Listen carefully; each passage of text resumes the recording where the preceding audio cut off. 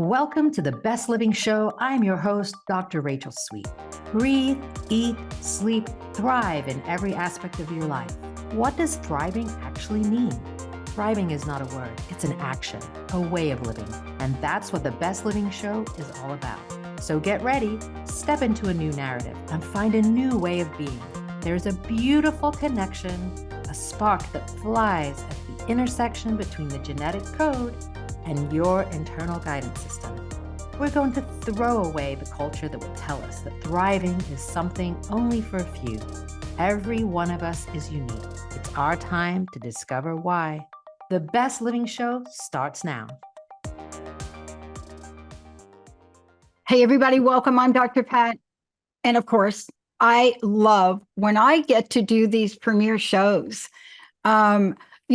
Many of you may or may not know this. I know those of you that have been listening to my morning show for like 20 years, okay, you know this.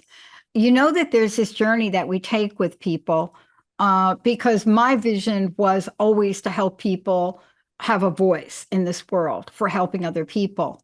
I didn't know 20 years later this is what it would be. But I've taken this journey with Dr. Rachelle, and here's what I want to say.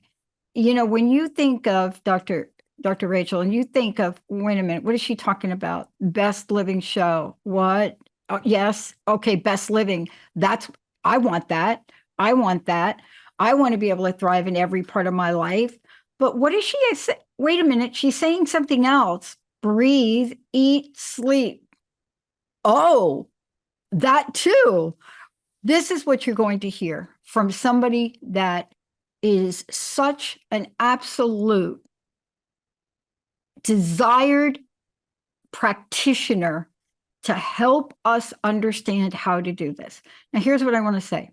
You're going to hear the show today. Certified epigenetic health and wellness coach, Ph.D. in neuropsychology, works with clients, works with organizations, understands the aspect and the intersection of the genetic, spirituality, the body, holistic living. Her entire life, she struggled like many of us struggled our entire lives, right? We struggle. We're struggling our entire lives. Somewhere we're struggling. I don't care if you're struggling with growing up and you don't like your parents telling you not to do it, or you just can't stop eating that candy bar, or you're thinking you're not good enough. Now you're plugged into social media, but this show today is for you to hear who she is, what she's doing, and what this debut show is all about. Because here's what it's about this episode: intentional thriving.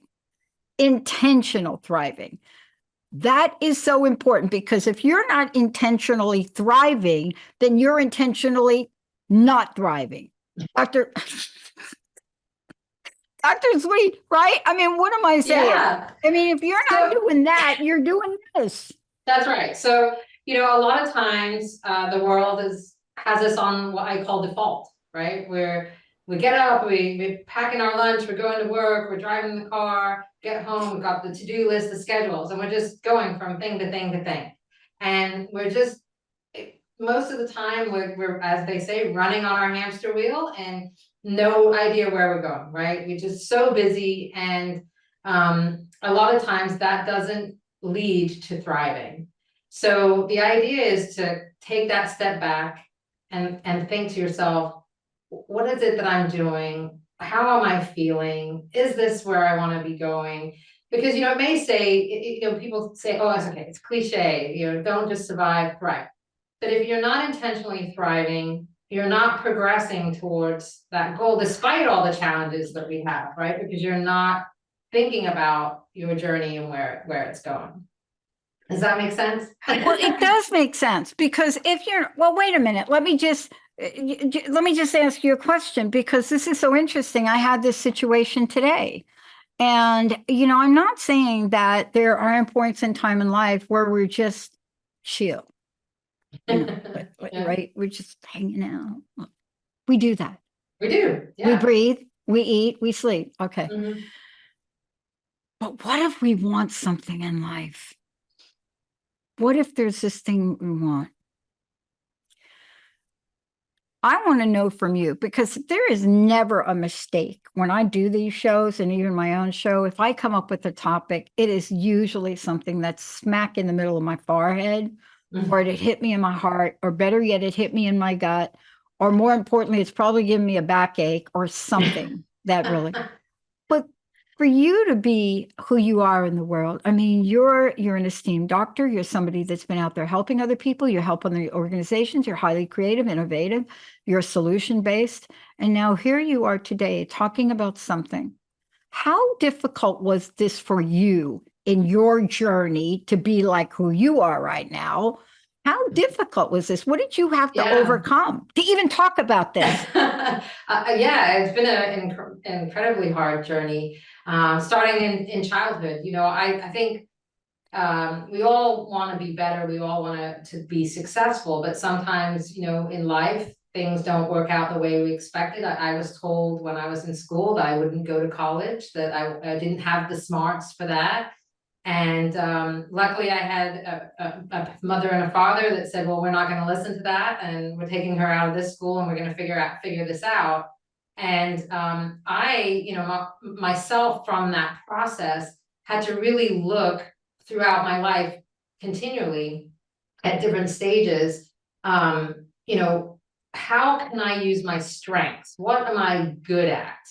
And how can I use those to overcome the things that I'm finding difficult? So when a teacher says to me, oh, I don't understand this paper, what are you trying to say? But you explain it eloquently to me. I don't understand why you can't write it.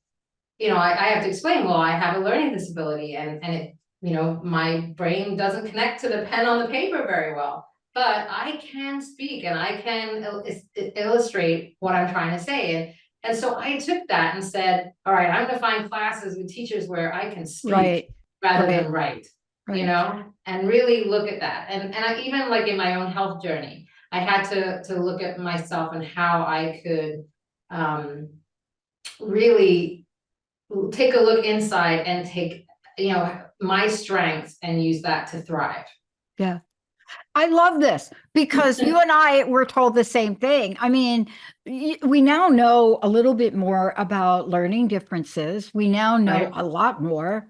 Okay, let's laugh out loud to all the people that told Tom Cruise he was stupid. Let's just try that. Or slow, right? Or all Look of at that. Richard Branson. Richard Branson was also told, like myself, that he was Right. dyslexic, and look what he's built an empire. So, but that's it. And you see, this is really so. Have we learned it? Let me just ask you this question before we go to break. I want to feel like, what have we learned? Because one of the things we're talking about today is something you and I learned. We learned about the words thrive. We also know what it means to survive. Yes. And we also know there's a choice, but it takes many, many steps. But, what I want to ask you is, like, what have we learned from where you sit? I know we've got more to go, but help me, please. Give me hope. Tell me we've learned something. Well, I think, like, there's so much research out there, so much that we know now about how to make people better, live longer, all of these things. But I think it's access to that information. And then there's also a lot of noise that we have to cut through, right? What is valid, what's not valid, and is it right for us? Because the other thing is, there's a lot of information out there, but is it valid for us? It might not be valid for us. And that's really kind of what I speak to, is that we are all unique, and we have our own path in life, and what works for one doesn't work for the other. So while there's all this information out there, and we've learned all of these things, I think we also have to learn how to apply it to ourselves, or not apply it to ourselves if it's not valid for us. Yeah. We're going to take a short break, but the way this shows up, it shows up in a lot of cool ways, is what I want to say. I like to say a lot of cool ways, because every day there's something new, right, that I think I learn about myself. And it's very difficult sometimes, unless the people you have that are close to you really know you, Linda and Jessica. And even when they do know you, we could have an appearances or an outward projection that seems off to some people. please don't email me. I'm saying this with all the kindness in the world, everybody, but I'm going to say it for myself. I can seem off sometimes. And am I off?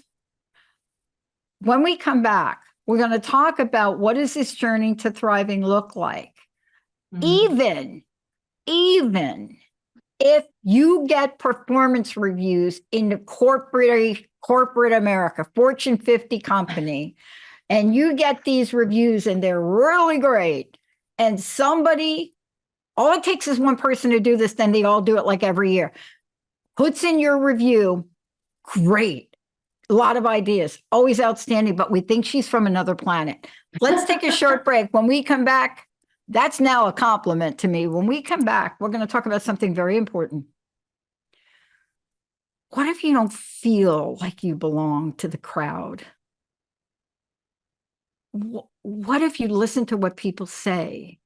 You strive so much to fit into a mold where there is no mold for you.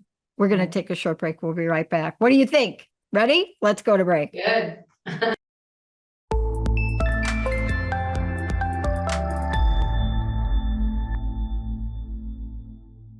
Hey, everybody, welcome back. I'm Dr. Pat, and I'm getting to sit in this amazing show. Colleague, host, co-host, just world class, helping other people understand even a little bit about what we're talking about today. And I'm going to tell you who she is, but let me let her tell you who she is.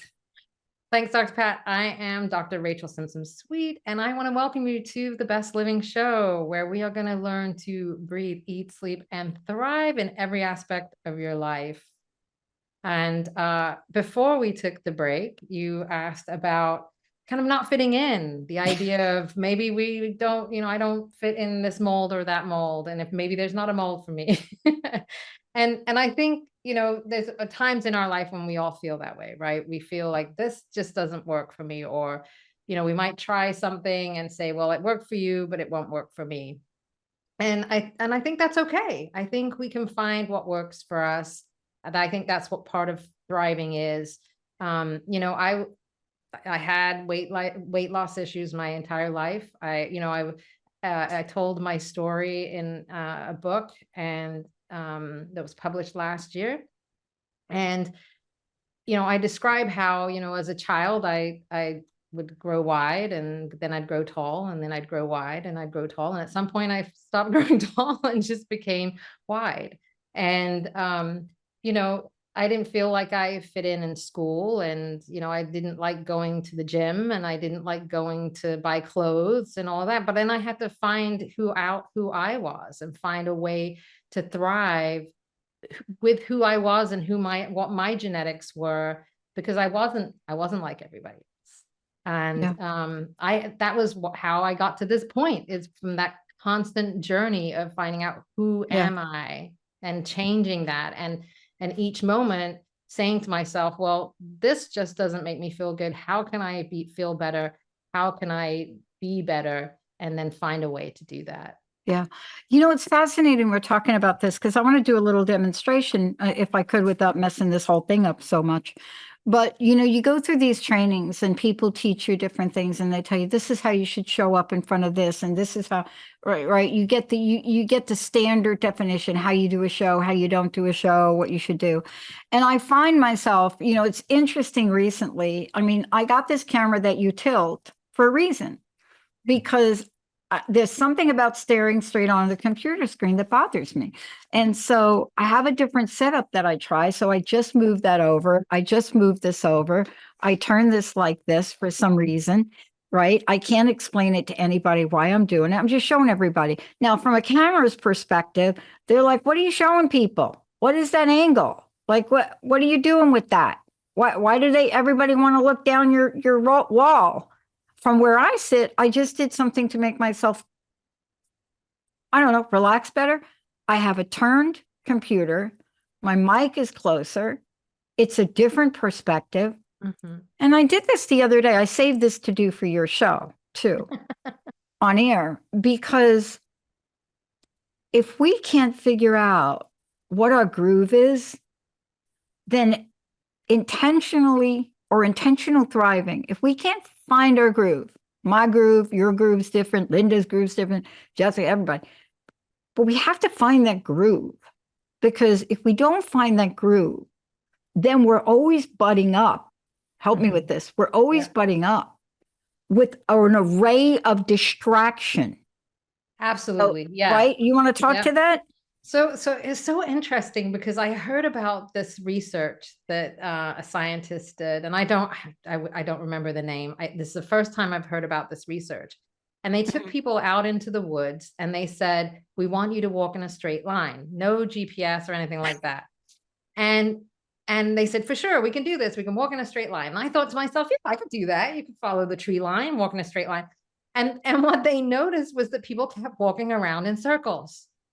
And then I know, right? So then they said, okay, well, maybe it's like people's one leg is like longer than the other or something like that. And that's making them walk in a circle. But no, when they sent them back out, sometimes they would walk in the other way, other direction. It had nothing to do with that.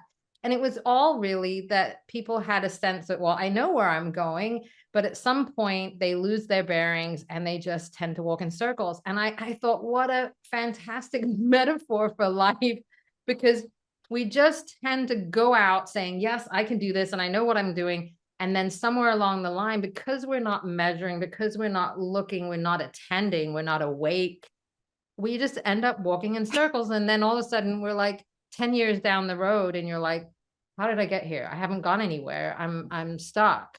And if you don't wake up in that moment, you're still walking around in the forest in circles. And I just thought it was such a fantastic metaphor for how a lot of our lives are. We're walking around in circles. It's a great metaphor. You know, my first vision quest, and I've done several, I had a very special woman in my life who passed away very suddenly, one of my spiritual mentors. She took people out in the high desert of California. She had done it for 30 years. And strange way I connected with her, but it didn't matter.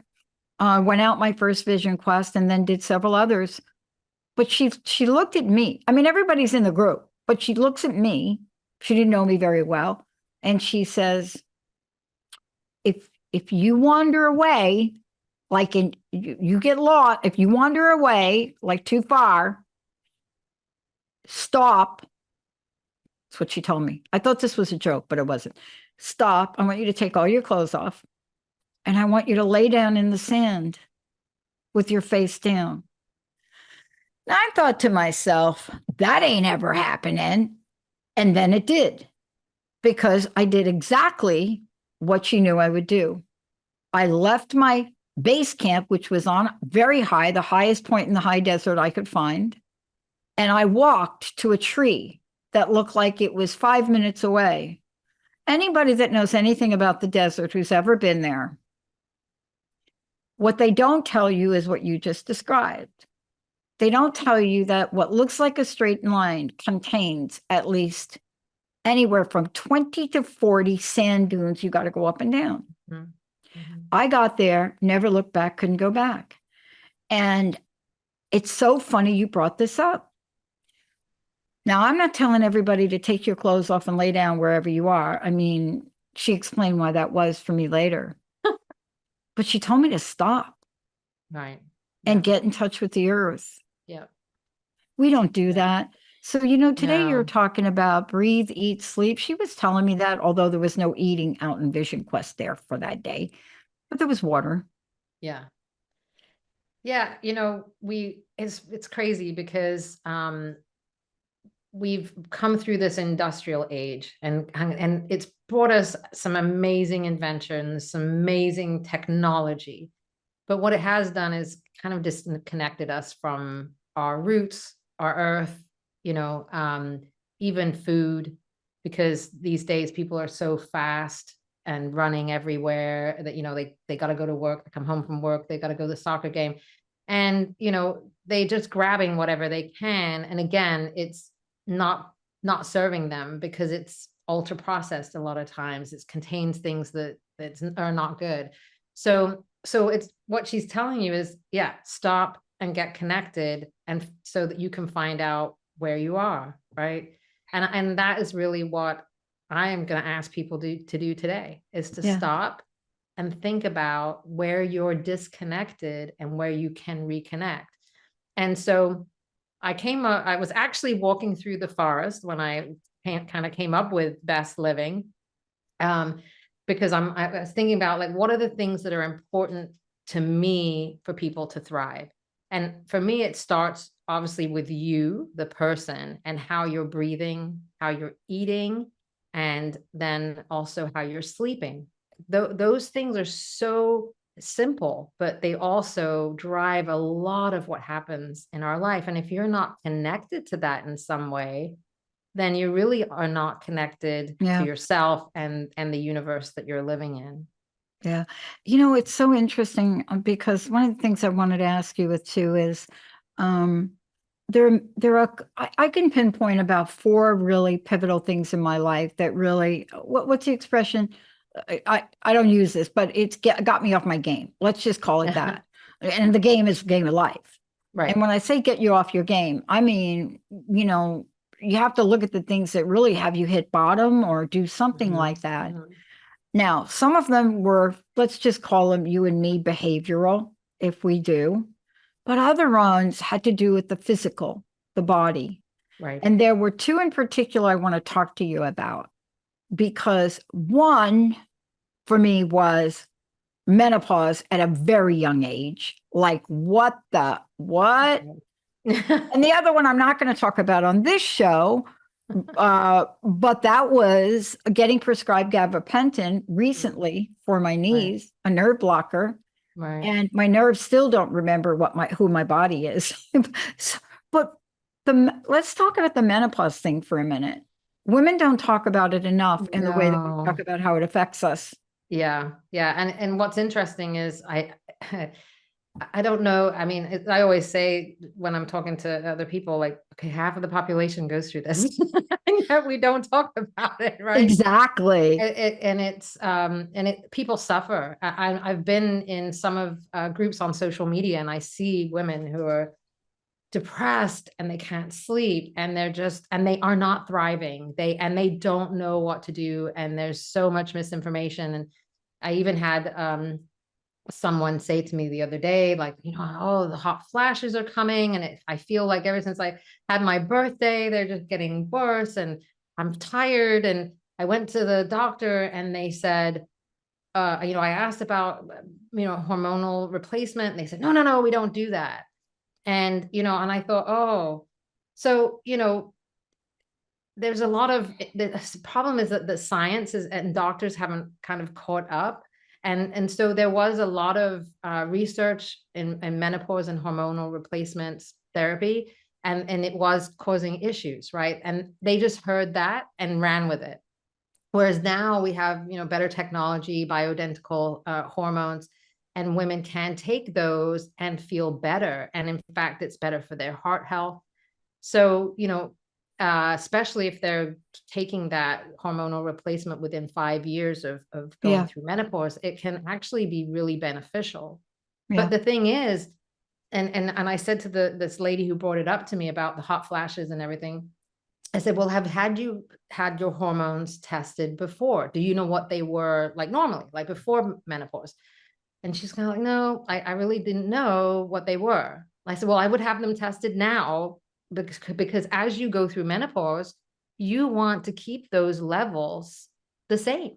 So, before you even get to menopause, so usually you're getting perimenopausal 10 years out, start to look at your hormones, your hormone levels, and have them read by your doctor, so that as you go through menopause, you can keep those hormonal levels up. Now, there's going to be always cases where people can't do HRT, or take hormones because of cancer history or endometriosis or something. I was actually one of those people that could not take them because of complications. But there are natural ways to help with that process of menopause. But during that process, there's so many, it's not just the hormonal changes. We get weight gain. There's a lot of sleep changes. There's so much going on in that transition.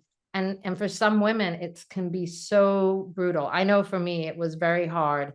And I had a lot of women say to me, well, it was easy, you know, you just go through it. And I'm like, they have no idea what I'm going through. They, you know, mine was a little different because mine was a surgically induced. So I was kind I of see. thrust Wow. into it right away Wow. rather than natural. So, you know, as women, we can go through this in a multiple different ways. There's some people who have had hysterectomies very, very early and are thrown into menopause. You know, the thing is, we need to find doctors who understand our bodies and how we can augment those hormones so that we can feel good and not struggle. Well, and that's what we're going to talk about when we come from break, because this is really part of thriving, you know, and I think that a lot of people, when we think about thriving, and certainly, you know, it depends on what books you've read, what you've studied, how well you know yourself. You know, for me, I'm the kind of person that I have to have almost like a new level of awareness. I have to have an awareness, you know, and I am one of those people that went through menopause very early. I mean, 36 years old, I'm giving presentations and my shirts are drenched. Right. And, you know, but back then we didn't know what we know today. No. And the hormones were very rough back then too. They were weren't really actually, rough. Yeah, they weren't actually beneficial for women back then. Now we've come such a long way in the science. They're much less powerful, like they're more bioidentical to our own, you know, they're replacing what we would normally have. But, you know, so the science has really in that field come a long way. You know, and that's what we're going to talk about, because it's all about really, you know, I don't know many people that want to feel bad, that don't want to intentionally thrive. Right. And it's sometimes when it gets piled on, it gets a little bit difficult. It does. Yeah. But you're right about that. Also, once upon a time, maybe we can talk about this when we come back, is once upon a time, and I say once upon a time because I think we're changing, but we're not there. We've given up on our ageless people. Barbara Scheidegger does a great show on this, and we gave up on them. And so all the remedies and all the solution were for the middle group. But I'm seeing that change now. You know, once upon a time, I even heard a doctor say, if you're over 60, don't take anything, you're too late. When we come back, stick with this question. Do you think you're too late? I don't care what age you are, just hold on to that. Yeah. Do you think you're too late? When we come back, are you putting off living? Even if you don't squeak it out loud and say, oh, it's too late for me. What is going on the inside? When we come back, you're going to get a dose of intention. Right. Stay tuned. We'll be right back.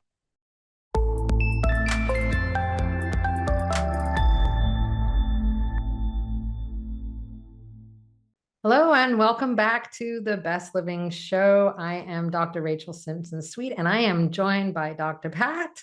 And we have been talking about intentional thriving. And just before we went to break, we were talking about, is it too late? Is it too late to change things, to learn how to thrive? And I would say no.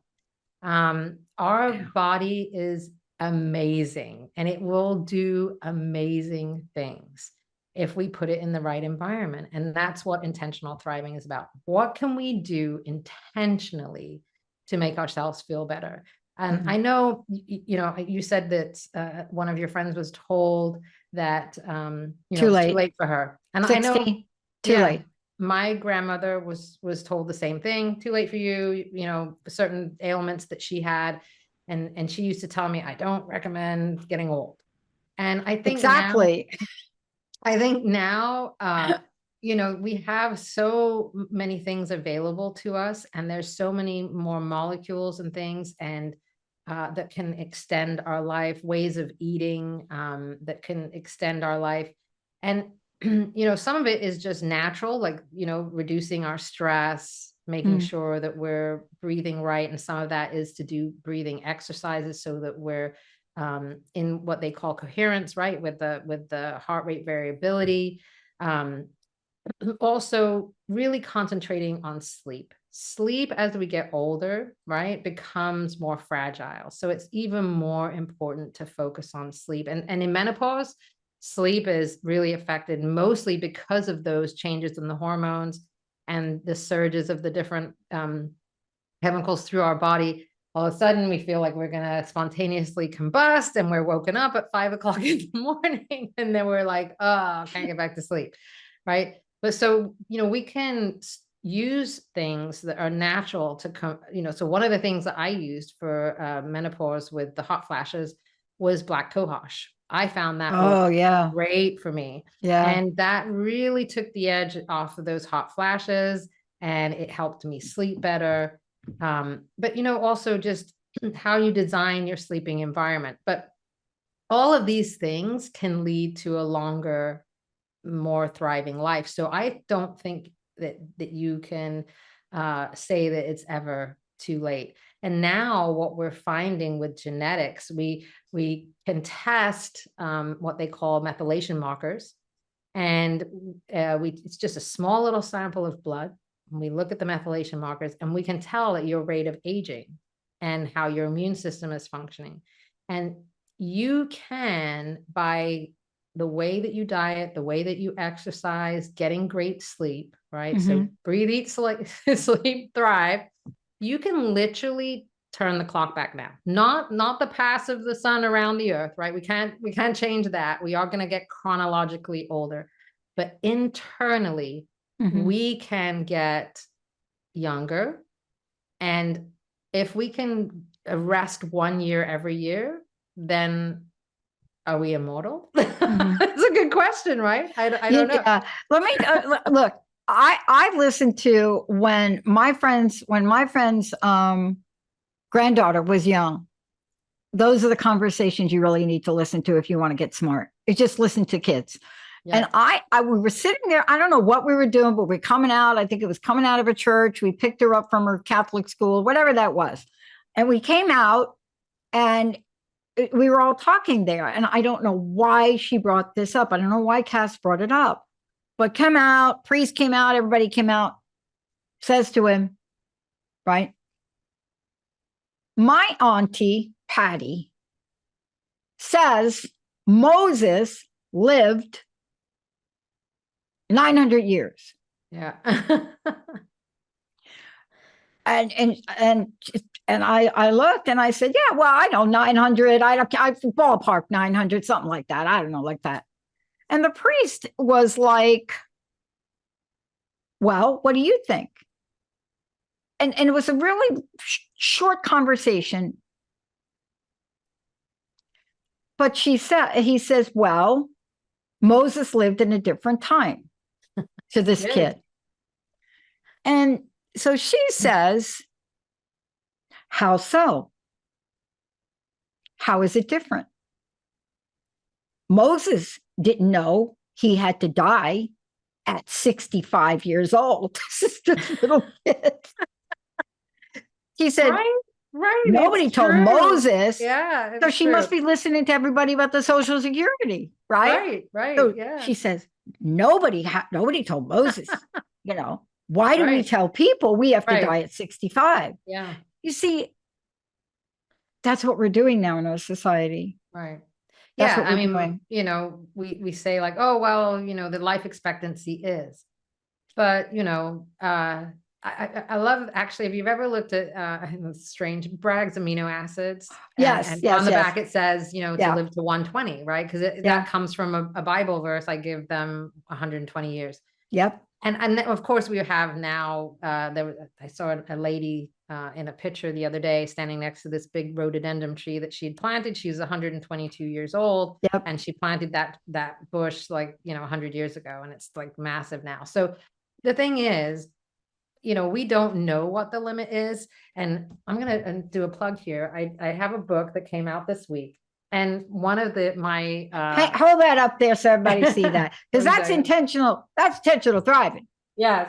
So in here, there's a chapter by Dr. Melissa Peterson who talks about longevity, and she says right in the opening of her chapter that the person who's going to live to 150 is born already. Like someone is going to live to 150 because we are just advancing so fast on the technology and our understanding, but also, as you said, returning to the earth and going back to our roots and understanding that in some ways our environment is skewing our Yeah. life expectancy, and how can we get that back?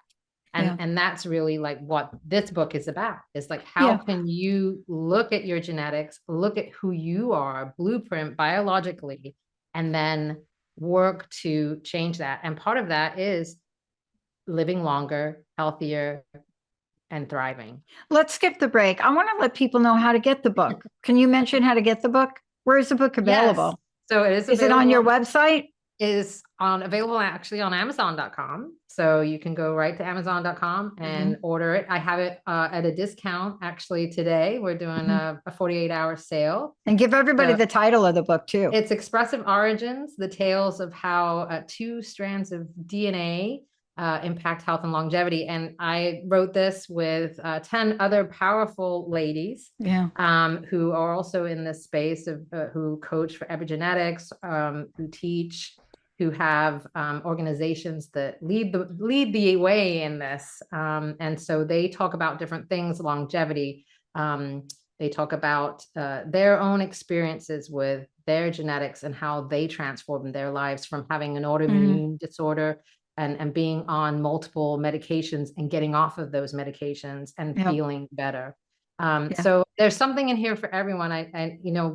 Some people will relate to the transgenerational genetics and understanding how we may live a pattern that our mother or father has and how that like transfers down to us. And that's in there from Camille and Corinne.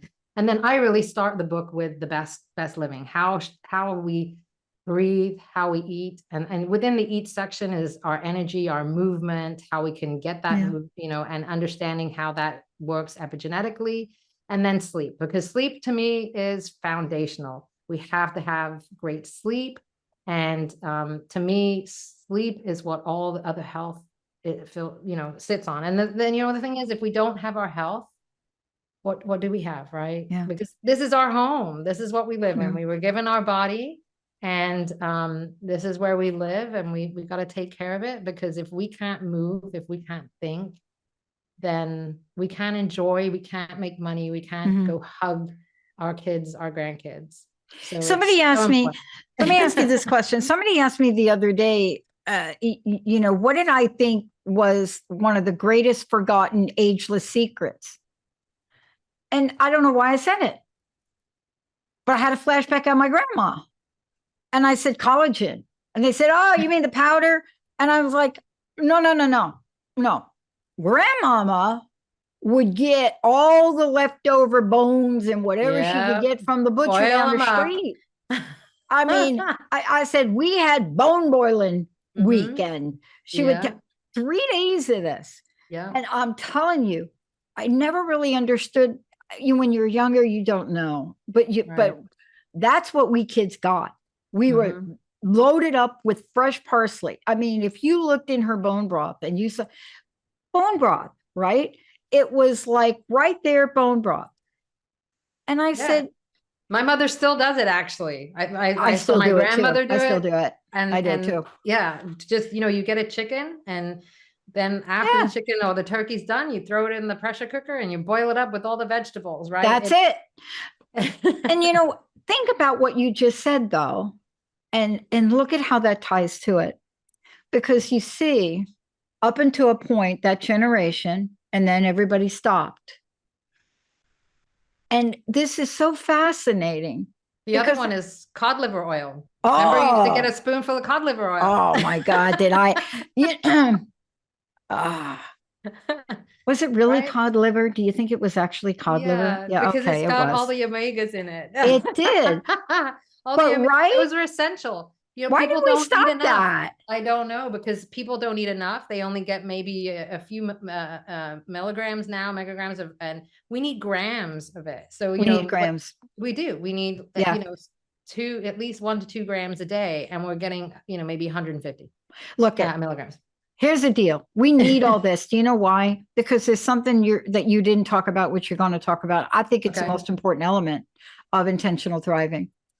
I can't tell you how many times in a week, not by you guys, right? People will say to me, when are you going to quit? No, I'm not kidding. Like, what are Never. you doing? We heard you talk about expanding and growing, and it's never on my mind. See, I don't see this as like a job. This is a Right. purpose. Yeah. I want to ask you this question. We know this in research. We know it. But I want to hear your point on about it from an epigenetics and holistic perspective. What happens when we don't have meaning? Right. What happens when we don't have something to fuel what we want to accomplish? Right. And I'm not saying to everybody, get out there and go start a company, but maybe you want to crochet something. Can you talk to that? Yeah. So, I mean, really, we have to link what we're doing to a purpose, right? So for you having this, your purpose is to expand consciousness, to expand awareness, to bring people like myself and the other hosts that are on the network, all that information out into the world can only make the world a better place. So there's a purpose for you. But yeah, some people just want to make someone else's life a little bit better, a little bit easier, and they feel good about that, and that's okay. So I think what people want to look at is, maybe that's not what you want to do, right? So those other people that are saying that to you may say, well, why are you doing this? Because that's not what they want to do. That's not how they link their passion.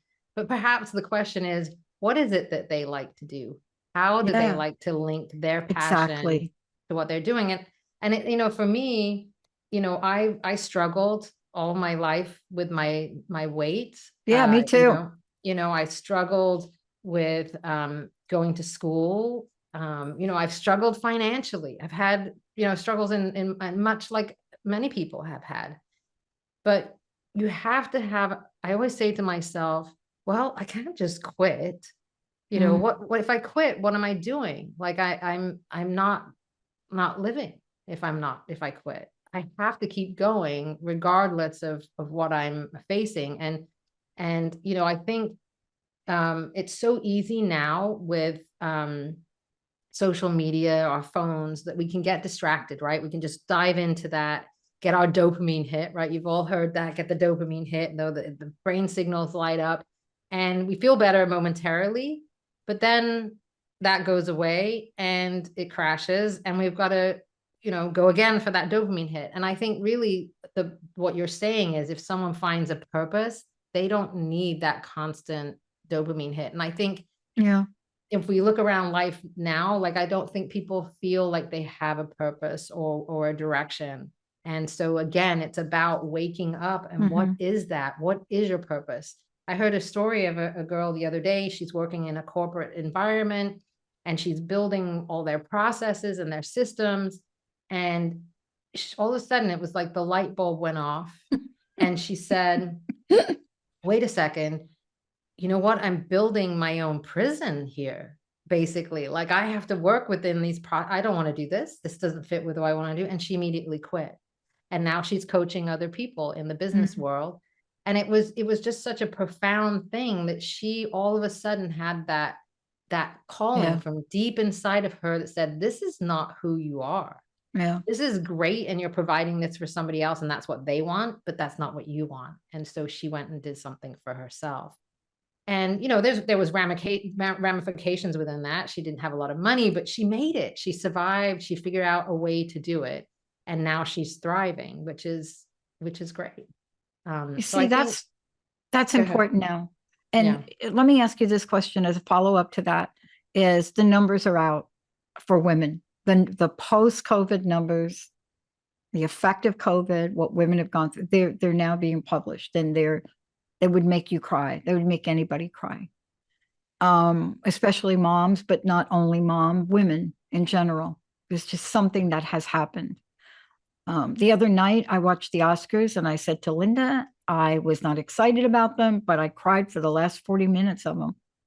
The accepted speeches that were made from the top 3 actors and actresses for a movie that nobody thought would amount to anything, which was about the relationship between a mother and a daughter. It was about that. Right. But to hear the speech and about the dream, the American dream, or what it takes. See, what you're talking about here is so essential to intentional thriving, because if you compromise your inner desire, that is an intentional. Yeah. You're saying no to who you are, right? You're saying no. Big. And you know, we do it every day in some way, right? We say no. But if we are, so, you know, people can find that you can't sometimes make radical changes, right? If you've got a family and all those things, but you can, if you have that inner thought, right? Well, you know, I remember my brother said to me, like, well, you only work, you know, 40 hours. What do you do with the rest of the hours of the week, right? And it's really about, if you've got a feeling and you want to do something and you're not in line with your purpose, what can you do outside of work that would put you in alignment, right? Until you can find a way to find that purpose and change that for yourself. I mean, it's really, you know, we have to, you know, like when I was going through my weight loss journey, it wasn't until I said, I have to be healthy, not just keep losing weight. Losing weight isn't working. I have to be healthy. And then what does a healthy person do? Right? So a healthy person, my future self said, right? My future healthy self said, well, we go walking every day. Okay, let's do that. That would, you know, just an extra half an hour of walking, whatever it is. And just keep listening to that future self that's leading you on. Because if you could just take 5 minutes, right, to just listen to that inner voice, even if you have to lock yourself in the bathroom because the kids are screaming or whatever, but take that 5 minutes and listen to what it's saying to you and write that down, and then figure out a way that you can start that journey for yourself. And whether that's getting healthy, whether that's changing your environment in some way, changing your career in some way, we can find ways to do that. And it doesn't have to be a radical change. It can be something that we can work towards. But it is all about intention and waking up and being on purpose. Yeah. Thank you for today's show. I have to tell you, it really is amazing to take this journey with you up to this point, and then to have it get to this point, and to actually hear you come forward, you know, and talk about something you're so passionate about. Congratulations on your book. Thank you. Because I was part of that, like whole part of that too. Yeah. Please tell people how they can find out more about you, and please how they can get a copy of the book and your personal message. What do you want to leave us with? Yeah. So you can find me at drrachelsweet.com on the web. And I'm also on Facebook and I'm on Instagram. The book, Expressive Origins, is out now and it's available on Amazon. So grab yourself a copy. And yeah, my message is, and actually I'll ask you this question. This is my question to you, Pat. What is the one thing that you can do today to intentionally thrive? Should I answer it out loud? You can, if you want to share. It's right over there is my bat and my little ball. My bat. Now, why though? Yes, it's therapy, but I have to get prepared for the national games in Pittsburgh. See, to me, it's a happy spot. It's one of many. And people say, oh, well, for me today, in the moment you ask, after a long week, a lot of work, that little bat and ball sits right on that table. That's what I do to create sort of some sanity of balance, what I call my sanity of balance. Yeah. Yeah. And that's what I wanted to say to people. You don't have to start a company. You don't have to do that, right? You don't. No. Okay. No. You know what? Like you just said, like you're a bat and ball. I'm thinking like what brings me sanity is going and finding a woods somewhere, not walking in circles, but following a trail. That is sanity to me, being out in the woods. And there's a lot of reasons why that is beneficial to you, but that's my sanity. So my question to anybody listening is, what is the one thing that you can do today to intentionally thrive? And it doesn't have to be this moment. Just think about what you do this weekend, even that would just make you stop. One thing, everybody. One thing. Thank you so much for today. Thank you for inviting me. Yes, thank you for being here. This was so great. I enjoyed it so much. Yeah. And intentionally, everybody out there, intentional thriving is called IT. It's the it. Get it done today, everybody. The it factor. We'll see you next time. Thanks for listening to the Best Living Show. I'm your host, Dr. Rachel Sweet. Breathe, eat, sleep, thrive in every aspect of your life on transformationtalkradio.com. Tune in Thursdays at 6 p.m. to continue your new narrative and step into a new way of being. We are not what people have told us we are. We are so much more than that. I am going to help you thrive and get the answers you desire, not only in the external world, but on the inside. For more information, go to drrachelsweet.com. That's drrachelsweet.com.